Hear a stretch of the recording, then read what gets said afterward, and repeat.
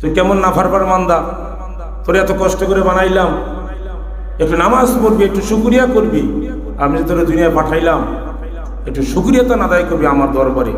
এটাও তো তুই ভুলে যাস। তুই কেমন নাফরমান হইলি রে।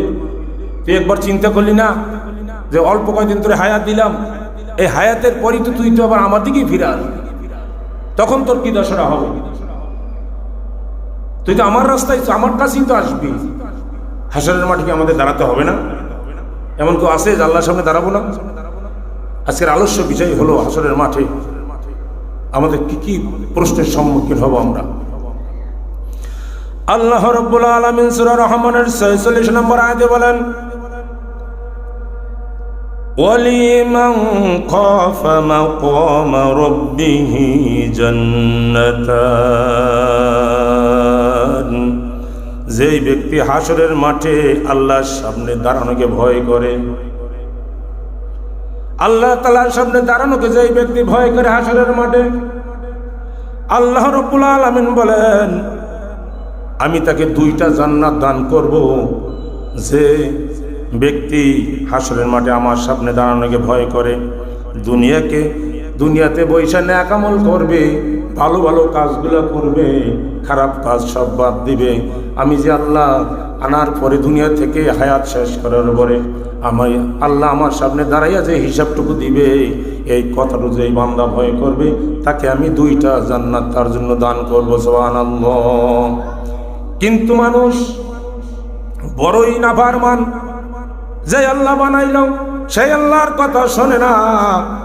দুনিয়াতে সামান্য খাওয়া দাওয়ার সুখ, এর চেয়েও জান্নাতের মধ্যে লক্ষ কোটি গুণ সুখ বেশি।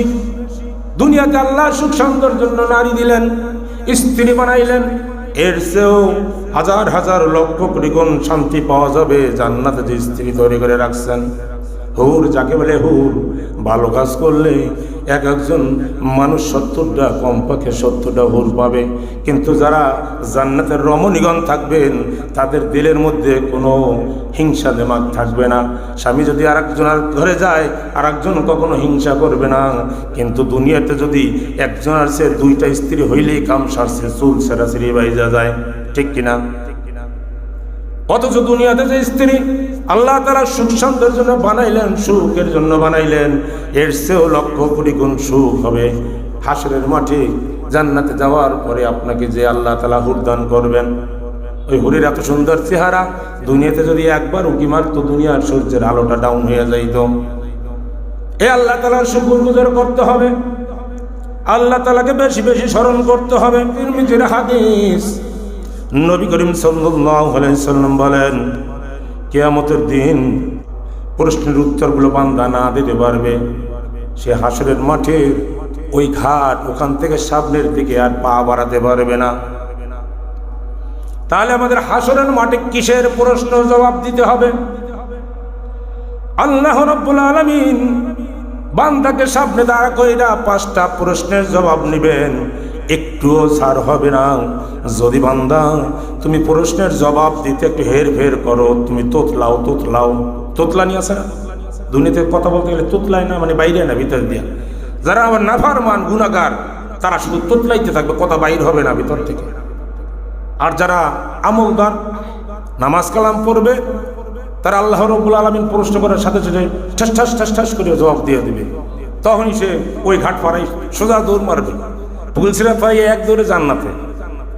আর যেগুলোই নাফরমান থাকবে, যেগুলোই বদমাইশ, আল্লাহর কথা শোনে না দুনিয়াতে, ও শুধু তুতলাইতে থাকবে। আর তুতলাইতে থাকলে ওই ঘাটে অনেক পড়িয়ে থাকবে, ওর সামনের দিকে যাইতে পারবে না, সব দেখতে পাবে, এ পাশ দিয়েও ফসে যাওয়া যাবে না। আর যারা যাইতে পারবে না, তারা শুধু আফসোস করবে, আফসোসকে বাহা কি করলাম দুনিয়াতে। আমি যদি হুজুরদের কথা শুনে নামাজটা ঠিকমতো পড়ে আসতাম, আমি যদি কোরআন খানা পড়ে আসতাম, তাহলে আজকে সুন্দর মতো এই প্রশ্নের জবাবটা দিয়ে আমি যাইতে পারতাম। তো কি কি সেই প্রশ্নের জবাব? আল্লাহ রাব্বুল আলামিন হাসরের মাঠে দাঁড়া করে বান্দারে প্রশ্ন করবেন। ও মা বোনেরা, লক্ষ্য করে শোনো, শুধু পুরুষকেই প্রশ্ন করা হবে না, মা বোন তোমাদেরকেও প্রশ্ন করা হবে। 5টা প্রশ্ন সকল বান্দা বলবে, মহিলা পুরুষ নাই, সকলেই এই 5টা প্রশ্নের সম্মুখীন হবে। 1 নম্বর প্রশ্ন হলো, মানুষ তার জীবন কোন কাজে ব্যয় করছে। 1 নম্বর প্রশ্ন কি, মানুষ তার যে আল্লাহ তাআলা হায়াত দিলেন কোন কাজে ব্যয় করলেন, ভালো কাজে না গুনাহের কাজে? এই প্রশ্নের জবাব দাঁড়া করে আল্লাহর সামনে দিতে হবে। বান্দারে, তোরে তো হায়াত দিছিলাম, জীবনে একটা সময় দিছিলাম, তোরে সব কিছু দিয়া দিছি, কোরআনের মধ্যে সব বইলা দিছি, কেমন করে চলবি, কেমন করে ঘুমাবি, কিভাবে পথ চলবি। বান্দারে, এখন বল তুই কি কি দুনিয়াতে করছো? গুনাহগার মানুষ না ভারবান বান্দা জবাব দিতে পারবে না, প্রশ্নের জবাবেই তো ধরা খাইয়া যাইবে। সেই জন্য বলি, মানুষ গো, ও বন্ধু আমার, পর্দার অন্তরালের মা বোনেরা, আল্লাহ তাআলা যে হায়াতটুকু দিলেন, হায়াতটুকুর কদর করো। এখনো সময় আছে, নামাজি হও, সময় আছে কোরআন পড়ো, সময় আছে একটু আল্লাহ তাআলা যেইভাবে বললেন, নবীজি যেইভাবে বইলা গেলেন, ওই অনুযায়ী জীবনটারে করাও। তুমি তো দুনিয়াতে থাকবে না, আজ অথবা কালকের তোমাকে দুনিয়া থেকে চিরবিদায় নিতে হবে, ঠিক কিনা? সবাইকেই চলে যেতে হবে, কিন্তু হাসরের মাঠে যাওয়ার পরে কেমনে জবাব দেব? দুনিয়ার হায়াতটা কেমন কইরা আমি পার করছিলাম, আল্লাহর রাস্তায় না নাফরমানের রাস্তায়? বন্ধুরে, ও আমার পর্দার অন্তরালের মা হবে না, এ সময় আছে এখনো, জিকির আজকার করো, নামাজ পড়ো, আল্লাহ তাআলার যেইভাবে দুনিয়াতে তোমার জীবনটা গড়াইতে বললো সেইভাবে তুমি জীবন গড়াও। 2 নম্বর প্রশ্ন হলো, যৌবন কোথায় ব্যয় করছে? একটা যৌবন বয়স দিছিল আল্লাহ রাব্বুল আলামিন। 14-15 বছর থেকে 35-36-40 বছরের আগ পর্যন্ত তুমি যুবক থাকো, 40 বছরের পরে যাইয়া যুবক তুমি বৃদ্ধ হইয়া যাও। এই সময়টা তোমার যুবক বয়স কোন কাজে লাগাইছো? বান্দারে, হায়াত দিছিলাম, যৌবন কালটা কোন কাজে ব্যয় করছো বল? 3 নম্বর প্রশ্ন হলো, সম্পদ উপার্জন করছো, সম্পদ যে উপার্জন করছো কোথা থেকে তুমি সম্পদ ইনকাম করলা? হালাল রাস্তায় না হারাম রাস্তায়? কেমন কইরা তুমি টাকা পয়সা জোগাইলা, একটু হিসাব দে রে বান্দা। 4 নম্বর প্রশ্ন, ধন সম্পদ, আমি যে ধন সম্পদ তোরে দান করেছি বান্দা, সেই ধন সম্পদ তুই কোথায় ব্যয় করছো? আল্লাহর রাস্তায় না গান বাজনার স্টেজে তুই টাকা দিছো? না নাফরমানি করছো? না তুই নর্তকী আইনা নাইট ক্লাবে যাইয়া যাইয়া উলঙ্গ মহিলাদের ড্যান্স দেখছো, গান বাজনা শুনছো, মদ খাইছো, হারামিপনা করছো, জেনা করছো, বেবিচারি করছো? কোন কাজে আমার সম্পদটা ব্যয় করছো? বান্দারে, এখানে দাঁড়া, সম্পদের হিসাব না দিয়া তুই সামনে যাইতে পারবি না। কেমন করে হিসাব দেব? কোনো উপায় থাকবে না হিসাব দেওয়ার, ধরাকে যাব আল্লাহর সামনে। তারপরে 5 নম্বর হলো, ইলম মোতাবেক কতটুকু আমল করছো? তোমাকে যে ইলম দিছিলাম, দ্বীনি ইলম শিক্ষা করছো, যতটুকু শিক্ষা দিছি তোকে শেখাইছি, তুই কতটুকু আমল করছো? ওই যতটুকু জানছো ওই অনুপাতে কতটুকু আমল করছো? বান্দা বল। কিছু কিছু লোক আছে বলবে, আল্লাহ কোরআনই তো পড়ি নাই, কোরআনটা খুইলে দেখি নাই, মসজিদে গেছি আর আইছি, মানুষের দেখাইছি আমি নামাজ পড়ি, কিন্তু আমি সূরা ফাতিহাটাও তো আল্লাহ জানি নাই। মাবুদ গো, শয়তানের লাগে দোস্ত বানাইছিলাম, মসজিদে গেছি আর আইছি, মানুষের দেখাইছি আমি নামাজি, অথচ তুমি আল্লাহ কোরআন দিছি না, ইলম দিছিলা, আমি খুইলাও দেখি নাই। তাই সময় আছে, বারবার ও বন্ধু, বারবার বলি, কোরআনটা একটু খোলো, কোরআনটা একটু পড়া শেখো। আল্লাহ রাব্বুল আলামিন দুনিয়াতে একটাই গ্রন্থ দিলেন, যেই গ্রন্থ পড়ার জন্য কোনো বয়স লাগে না। নাতি দাদা ছেলে একসাথে বৈশা কোরআন পড়তে পারে, কোনো লজ্জা নাই। একটা মাত্র গ্রন্থ হলো আল কোরআন। বন্ধুরে, এখন সময় আছে, চক্ষুটা খোলো, একটু তেলাওয়াত কইরা কোরআনটা শিখা কবরে যাও। না হলে আল্লাহর সামনে যখন তোমারে দাঁড়া করবে, বান্দারে বল, তোরে ইলম দিছিলাম, মানে তোরে কোরআন নাজিল করছিলাম, তুই কি করছো, কতটুকু শেখছো, আর কি আমল করছো, কি বলবেন বলেন? আমরা তো সবাই জান্নাতে যাইতে চাই, ঠিক কিনা? ঠিক কিনা?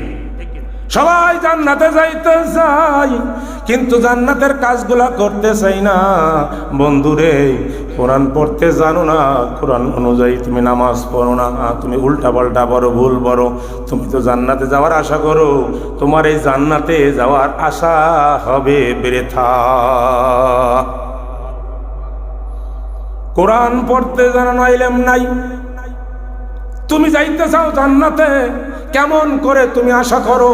তোমার মতো বোকা মানুষ আর এই দুনিয়াতে নাই। বন্ধুরে, লক্ষ্য করো, সাধারণ একটা তোমারে আমি উদাহরণ দেই। দুনিয়াতে তোমার টাকা পয়সা নাই, তুমি যদি আজকে পকেটে টাকা নাই, মনে করবো যে আজকে একটু রোস্ট পোলাও খাবো, খাইতে পারবা। পকেটে তোমার টাকা নাই, মনে করো একটা বিল্ডিং উড়াইতে পারবা। পকেটে তোমার টাকা নাই, তোমার ঢাকা যাইতে মন চায়, তুমি ঢাকা যাইতে পারবা না। তো তোমার এলেম নাই, তুমি কেমন কইরা পরবারে আল্লাহর দরবারে তুমি সারা পাইবা? আটকা যাবা। তার আগে এখনো সময় আছে। ও বন্ধু, তোমাকে যতটুকু ইলম দিল, কোরআন কানা শেখো, একটু আমল করে কবরে যাও, না হইলে কবরে এই প্রশ্নের জবাব তুমি কেমন করে দিবা? আল্লাহ রাব্বুল আলামিন সূরা মুমিনুনের 115 নম্বর আয়াতে বলেন, আফা হাসিবতুম আন্নামা খলাকনাকুম আবাসান ওয়া আন্নাকুম ইলাইনা লা তুরজাউন। আল্লাহ রাব্বুল আলামিন বলেন, ও বান্দারে, তুই কি মনে করছো তোর অযথা সৃষ্টি করেছি? তুই কি মনে করলো তোকে আমি অহেতুক সৃষ্টি করছি রে বান্দা? না না না, ও বান্দা, তোর সৃষ্টি করার পিছনে আমার কারণ আছে। তোর সৃষ্টি করার পিছনে কারণ হলো, বান্দা, তোকে দুনিয়াতে পাঠাইলাম, তুই একমাত্র আমার গুণগান গাবি, আমার কথা ছাড়া তুই আর কারো কথা বলতে পারবি না। কিন্তু আমরা মানুষ আল্লাহর কথা না শুনি না, শয়তানের কথা শুনি। শয়তান যেইভাবে বলে আমরা সেই কাজগুলা করি। অথচ আল্লাহ তাআলাই কোরআনে বলে দিলেন, শয়তান কিন্তু তোদের প্রকাশ্য শত্রু, শয়তানের কথা শুনবি না। যদি শয়তানের কথা শোনো, তাহলে তোদের স্থান হবে জাহান্নাম। আল্লাহ রাব্বুল আলামিন সূরা ইয়াসিনে বলেন, ইয়া বানি আদম আল্লা তা'বুদু শাইতান ইন্নাহু লাকুম আদুউম মুবিন। আল্লাহ রাব্বুল আলামিন বলেন, হে আদম সন্তান, দুনিয়াতে পাঠাইলাম, তোরে দুনিয়াতে পাঠাইলাম, শয়তানের কথা শুনিস না, শয়তানের পদগুলো অনুসরণ করিস না, শয়তান যা বলে ওই অনুযায়ী আমল করিস না। কারণ আদুউম মুবিন হলো শয়তান, তোর প্রকাশ্য শত্রু। ও তোর ক্ষতি করতে চাইবে, তোরে জাহান্নামের দিকে নিতে চাইবে। কিন্তু বান্দারে, আমি আল্লাহ, আমি তোর সৃষ্টিকর্তা, আমি তোর মাবুদ। তোর মাবুদ একজন, ইলাহা ইল্লাল্লাহ, একমাত্র মাবুদ হলো আল্লাহ, এছাড়া আর কোনো মাবুদ নাই। আমি আল্লাহ, আমার কথা শোন, শয়তানের কথা শুনিস না। শয়তানের কথা শুনলে তুই জাহান্নামী হয়ে যাবি। তুই আমার কথা শোন, তোর যেইভাবে ইলম দিলাম, কোরআনের মধ্যে সব বলে দিলাম, বান্দারে ওই কোরআন অনুযায়ী আমল কর, হাদিস অনুযায়ী আমল কর, যদি জান্নাতে যাইতে যাও। আর মনে রাখিস, যদি তুই আমার কথা না শুই না, শয়তানের পথগুলো অনুসরণ কর রে বান্দা, তোর স্থান হবে জাহান্নাম। আল্লাহ ছাড়া কারো কথা শোনা যাবে না। কিন্তু আমরা মানুষ আল্লাহকে বাদ দিয়া শুধু শয়তানের পথ অনুসরণ করতে ভালোবাসি। কয়জন মানুষ আছে সকাল থেকে সন্ধ্যা পর্যন্ত আমল করে? আমরা মুষ্টিময় কিছু লোক নামাজ পড়ি, আর দেখা যায় 80-90% লোক আল্লাহর শুকরিয়া আদায় করে না। অথচ বানাইলো আল্লাহ, কিন্তু আমরা নামাজ পড়ি না, আল্লাহর জিকির শুকর করি না। শুকরিয়া নাই, শুকরিয়া আদায় করি না। শুকরিয়া আমাদের মনে হয় মুখ থেকে উইটা গেছে, আলহামদুলিল্লাহ বলতে ভুলে গেছি। আল্লাহ তোমারে বানাইলো, তুমি একবার চিন্তা করো তোমার হায়াত কতখানি। 60, 70, 80 বছর পর তোমার বাবা ছিল, দাদা ছিল, তালই ছিল, পূর্ব বংশের লোক ছিল, এই মসজিদে বহুত লোক নামাজ পড়ছে। আজকের তুমি নামাজ পড়তেছ, তারা যেহেতু এই মসজিদে আর নাই, তুমিও এই মসজিদে আর একদিন আসতে পারবা না। তোমার স্থান হবে কবর, 3.5 হাত ঘর। চক্ষু দুইটা বুইজা একটু চিন্তা করো, ঘরখানার মধ্যে দরজা নাই, আলো নাই, জানলা নাই। ওই ঘরে কেউ ডাকলেও শুনবে না, তুমি ডাকলেও শুনতে পারবা না। চিরদিনের জন্য তুমি চির বিদায় নিয়ে ওই কবরে ঢুকবা। তুমি কবরের মধ্যে কেমন করে একা একা থাকবা? আল্লাহ রাব্বুল আলামিন সূরা জিলজালের মধ্যে বলেন, وَمَن يَعْمَلْ مِثْقَالَ ذَرَّةٍ خَيْرًا يَرَهُ। সামান্য পরিমাণ যদি ভালো আমল করো, তার ফল তুমি পাইবা। وَمَن يَعْمَلْ مِثْقَالَ ذَرَّةٍ شَرًّا يَرَهُ। যদি খারাপ জর্রা পরিমাণ খারাপ কাজ করো, গুনাহ করো, তাও তুমি দেখতে পাইবা, তারও তুমি ভাগ পাইবা। সেই জন্য তোমার মনের মধ্যে যা আছে আল্লাহ তাআলা মনের খবরটাও জানেন। তোমার মুখটা পবিত্র করার সাথে সাথে তোমার মনটাকেও পবিত্র করতে হবে। মনে মনে বলতে হবে, আমি কারো কোনো ক্ষতি করব না, যতদিন বাইজা আছি আল্লাহ তাআলার শুকর গুজর কইরা দুনিয়া পার করব। পারবো না ইনশাল্লাহ? সবাই ইনশাল্লাহ বলে। ইনশাল্লাহ বলতে তো কষ্ট দেখা যায়। হাসরের মাঠের দ্বিতীয় প্রশ্ন হলো যৌবনকাল। তুমি যৌবনকাল কোন কাজে ব্যয় করলা? যৌবনকালটা হলো আসল মুহূর্ত। তুমি ওই বয়সে নামাজ রোজা সঠিকভাবে পালন করতে পারবা, তুমি পবিত্র থাকতে পারবা। যৌবন বয়সে এক উজু করলে, জহুরি উজু করলে দেখা যায় এক উজু দিয়ে তুমি এশা পড়তে পারবা। আর বুড়ো হয়ে গেলে মনে করছো বুড়ো হই নাই, এখনো তো ইবাদত বন্দিগির সময় হয় নাই, বয়স হইলে পড়বো। না না না, ভুল ধারণা। বয়স হইলে তোমার দাদা আছে, দাদারে জিজ্ঞাসা করো, দাদা তোমার শরীরের অবস্থাটা কেমন, তুমি কি অবস্থায় আছো? বোঝা যাবে দাদাই তো ঠিক মতো প্রস্রাব আটকাইয়ে রাখতে পারে না, পায়খানা আটকাইয়ে রাখতে পারে না, মোকাম ঢিলা হয়ে গেছে, কাপড় নষ্ট হয়ে যায়, অপবিত্র হয়ে যায়, সে ঠিকভাবে উজু রাখতে পারে না। নামাজে দাঁড়াইছে, দেখা যায় বায়ু বাইর হয়ে গেছে, নামাজে দাঁড়াইছে, দেখা যায় প্রস্রাব বাইর হয়ে গেছে। বুড়ো বয়সে আর হবে না, যদি জোয়ান বয়সে না তুমি ইবাদত করে পাকসাব না হও, তোমার আমলনামায় যদি তুমি অর্থ সম্পদ জমা না করো, বুড়ো হইলে জমা করবা ভাবছিলা, কিন্তু সেটা আর হবে না। সেই জন্য যুবক যারা আছো, পর্দার অন্তরের মা বোনেরা, এখনই সময় তোমার ইবাদত বন্দেগী করা। তুমি এখনই সময় আছে, এখনই ইবাদত বন্দেগী শুরু করো প্রপার ভাবে। বুড়া হইলে আর তুমি পারবা না। যৌবন কালটা মানুষ বেশিরভাগ শুধু অপচয় করে জেনার দিকে। মানুষ চোখ দিয়া জেনা করে, মানুষ হাত দিয়া জেনা করে, মানুষ লজ্জাস্থান দিয়া জেনা করে, মানুষ কলব দিয়া জেনা করে, শুধু জেনা করে। বেশিরভাগই মানুষ এই জিনার এই যে অপবাদটার মধ্যে পড়বে। কারণ বাংলাদেশে যে অবস্থায় চলে, আমরা এই দেশে কোন দিকে ঢাকায় গেলে দেখা যায় উলঙ্গ নারী রাস্তার মধ্যে হাঁটতেছে, তার বুকে ওড়না নাই, পরনে পাতলা একটা পায়জামা, শর্ট একটা জামা গায়ে দেওয়া। হাজার হাজার লক্ষ লক্ষ পুরুষ হাইটা যাইতেছে, তার মধ্যে ওই বেগানা নারী হাইটা যায়, একটু লজ্জাও করে না।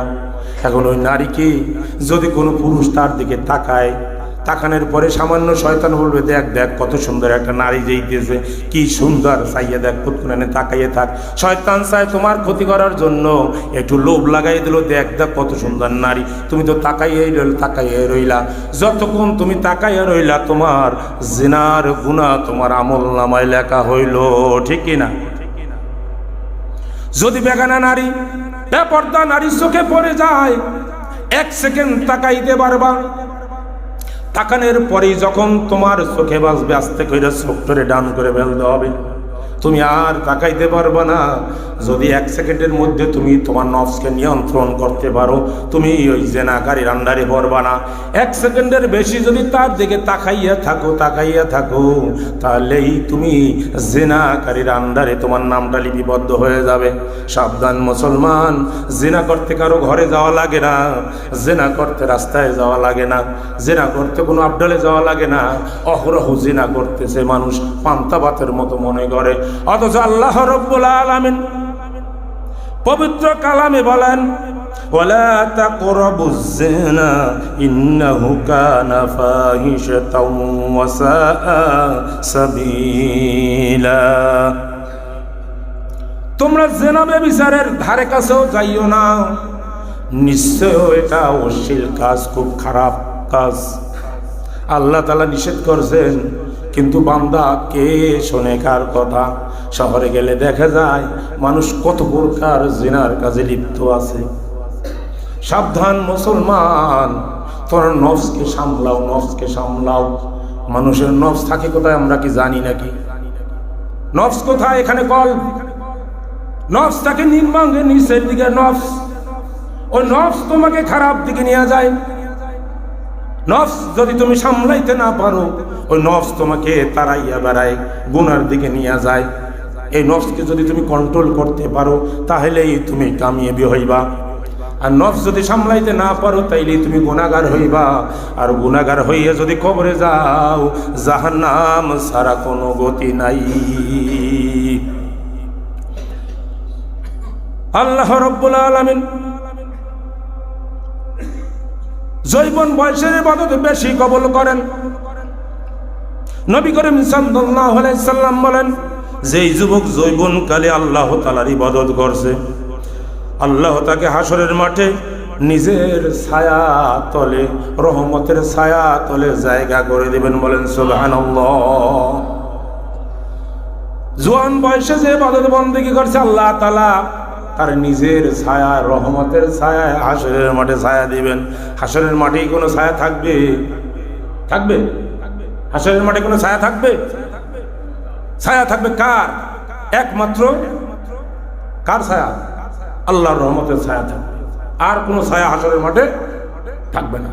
আর পাবে যারা কুরআন ওয়ালা ব্যক্তি, কবরে পাবে সূরা মুলক, কবরে সাথী হয়ে থাকবে। আল ইমরান হাসরের মাঠে ছায়া দান করবে মাথার উপরে সাথীর মতো। মুসলমান, আজকের কোরআন পড়ো না, বারবার বলার পরেও কোরআন পড়ো না, কোরআনের ব্যবস্থা করে রাখার পরেও কোরআন পড়ো না। তোমাদের কাছে তো টাকা পয়সা চাওয়া হয় নাই, চাওয়া হয়েছিল? তাহলে কেন তোমরা কোরআন পড়ো না? কিসের জন্য কোরআন পড়ো না বলো? তোমাকে কে এই সাহস দিল যে আল্লাহ তোমারে বানাইলো? একটু রোগ হইলেই চিত্তারে বড় ঠাস করে শেষ, হাসপাতালে যাই হইয়া দাও। যেই আল্লাহ তোমারে বানাইলো তার শুকর গুজর করার জন্য কোরআনের ক্লাস এখানে খোলা হইলো, কারিয়ানা ক্লাস করলাম। তোমাদের কাছে তো অর্থ সম্পদ চাওয়া হয় নাই, আজ পর্যন্ত বলছি কাউকে যে টাকা পয়সা দিবেন? কেন শিখেন না আপনারা? কি কবরে যাই পরকালে যে জান্নাতে যাবেন? জান্নাতের আশা করেন না? আপনাদের সে বোকা, এমন বোকা মানুষ আমি দুনিয়াতে দেখি নাই। এই মসজিদে বেশি বোকা লোক। আমার যতগুলো ক্লাস হয়েছে আলহামদুলিল্লাহ প্রত্যেকটা মসজিদে আমি আজ থেকে তো কোরআন শেখাই না। বরিশালের জেলা পরিচালকের দায়িত্ব আমি পালন করতেছি আলহামদুলিল্লাহ। আমি তো হাজার হাজার ছাত্র তৈরি করছি, এই গুনাহগারের হাত দিয়া হাজার হাজার ছাত্রকে কোরআন দিয়েছি। কিন্তু আপনারা কেন শিখতেছেন না? কিসের আশায়, কিসের নেশায় আছেন আপনি? এত কিছু ভাঙ্গাইয়া দেওয়ার পরে আপনি কোরআন শেখেন না, আপনি ইবাদত বন্দেগী করেন না, আপনি নামাজ পড়েন না। আপনি বোকা, বোকা লেখে রাখেন নামের সামনে, নামের পরে লেখেন আল রুস্তুম বোকা, আল কুদ্দুস বোকা। কারণ হাসরের মাঠে যাওয়ার পরে বোঝা যাবে যে আপনি কত বড় বোকা হবেন। যেই কোরআন শিখবে না, যে ইলম শিখবে না, সে যে বোকা মানুষ। আল্লাহ তাআলাই তো বলছেন একটা সূরার মধ্যে যে বালহুম আদল, হ্যাঁ, চতুষ্পদ জন্তুর চেয়ে খারাপ যার ইলম নাই, যার কোরআন নাই। আমি বলি নাই, আমারে দোষ দিয়ে লাভ নাই। আমারে দোষ দেবেন কেন? আমি তো আল্লাহর আয়াত বলে দিই আপনাদের সামনে। আল্লাহ কি বলছেন ওইটা আমি পেশ করি আপনাদের সামনে। আমি দোষী না, আমাকে দোষ দিয়ে তো লাভ নাই। যারা ইলম শেখে না, কোরআন শেখে না, তারা চতুষ্পদ জন্তু কারে বলে? গরু ছাগল করছেও খারাপ, নাউজুবিল্লাহ বলেন। এত পর ভাঙ্গাইয়া হাদিস কোরআন বাইর কইরা আয়াত বাইর কইরা বুঝাই দিতেছি, তারপর আপনারা আল্লাহর রাস্তা আসেন না, কোরআন পড়তে চান না। আমি কি করব? আমি কি করতে পারি? আমি ইমাম সাহেব কি করব আপনাদের জন্য? এখন পারি ওই প্রত্যেক সপ্তাহে খিচুড়ি খাওয়াইতে খালি হেলি খালি লোক হইবে। কয়দিন খাবেন খিচুড়ি? সামান্য ডাইলের চাল। একটু চিন্তা করেন, এর সাথে তো ভালো ভালো খাবার জান্নাতে আপনার জন্য অপেক্ষা করতেছে, সুস্বাদু খাবার। যাই একবার খাইলে মুখ দিয়ে ঘেরা নেব, মনে করেন তো অনেকদিন থাকবে। এত সুন্দর খাবার আছে না? কি বিয়ে বাড়ি গেলে অনেক সময় যদি একটু কোরমা রোস পোলাও খায়, এই ঘেরানটা কিন্তু অনেকক্ষণ থাকে, কিরা থাকে না? হাতে কোনো গন্ধ আসে কিনা? কথা হয় না, আসে। তাহলে দুনিয়ার খাবার যদি আপনারা এইভাবে একদিন দুদিন ঘেরান আসতে পারে হাত থেকে ভালো রান্নার জন্য, তাহলে জান্নাতের খাবার কত ঘেরান এখন চিন্তা করেন। তাহলে আপনি সেই আমল আপনি করতেছেন না, আপনি আপনার মতো চলতেছেন। চলেন, আমার বলা আমি বললেই যে আমি আল্লাহর যাই বলতে পারবো, আল্লাহ আমি তো বলছি, আমার মাফ করে দেন। আমি তো বান্দারে জানাইছি, আমার কি দোষ?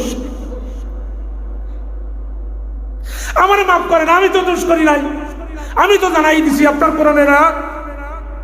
আমি তো বান্দারে বলছি কোরআন পড়ার জন্য, বান্দা কোরআন পড়েন, আমি কি করব? আল্লাহ আমার মাফ করে দেন, আমারে মাফ করেন, আমার পরিবার পরিজনকে মাফ করেন, আমার সন্তানকে মাফ করে দেন আল্লাহ। যারা শুনি নাই, দাওয়াত দেওয়ার পরেও আপনার রাস্তাতে আসে নাই, ওইগুলোর ধরেন, ওইগুলোর ধরে সার্চ করেন। দাওয়াত দেওয়ার পরে কোরআন পড়ে না। কোরআনের শক্তি কত দেখবেন, আমি আপনাদের সামনে দেখাবো। এখন এখন দেখবেন কোরআনের শক্তি কত। এখানে আছেন কেউ যার উপরে জাদু টোনা করা হয়েছে বা জিনের আসর আছে, এরকম কোনো রুগী আছেন এখানে? আছেন? কথা হয় না। মানুষের খ্যাতি বা জাদু টোনা আছে, যে অসুস্থ এই ধরনের রুগী আছেন এখানে? তাহলে আবার সামনে চলে আসেন। আমি কোরআনের সত্যি কথা আমি এখন প্রমাণ করে সবার সামনে এখন দেখাই আপনার যে কি হইতেছেন। আমি এখন দেখাই দিই কোরআনের কত বড় শক্তি, আমি এখন দেখাই। আপনারা তো কোরআন পড়েন না, কোরআন কি জন্য আল্লাহ নাজিল করেন গবেষণাও করেন না। আল্লাহর কোরআনের মধ্যে এমন শক্তি রয়েছে, প্রত্যেকটা অক্ষরের সাথে এক একজন ফেরেশতা আছে, প্রত্যেকটা সূরার সাথে মুয়াক্কিল আছে। যখন সূরা নাস ফালাক করেন তখন ওই মুয়াক্কিল ফেরেশতা আপনাকে সব সময় কি করে? গাইড দেয়, পাহারা দেয়। যেদিক যেদিক যান ওদিক ওদিক ও পাহারা দেয়, কোনো খারাপ কিছুতে আপনাকে যাতে কি করতে না পারে, ধোকা দিতে না পারে।